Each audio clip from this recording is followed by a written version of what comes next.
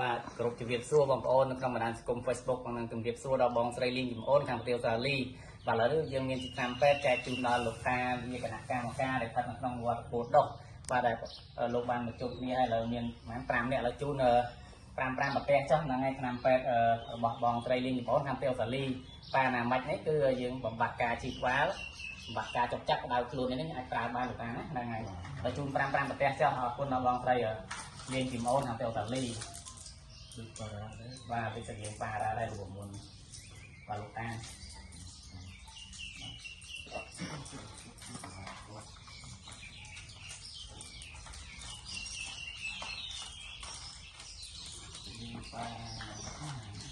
រូបមន្តនេះប៉ារ៉ាហ្នឹងមានដែរមកលោកតាទីញ៉ៃនោះតាមស្មារតីអត់ឃើញមានអត់មួដល់ហ្នឹងចាំយកទៅថែតាមក្រោយគាត់ហ្នឹងเอามาเอาสุดแล้วที่สุดไทยกันต่อจากนี้รูปvà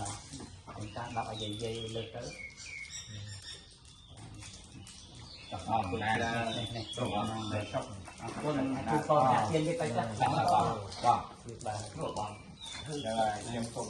được đây là buông chuông là cả làคนcủa thao của tăng đã đủ chặt tiền để ban chạy nằm về là để đủ chaមានការប្រសាងដែលនៅមុខនេះចាំគេសូមឲ្យទេវតាចម្រើនបុណ្យសេចក្តីសុខបានចាស់ទៀនសូមឲ្យមានសុខភាពល្អ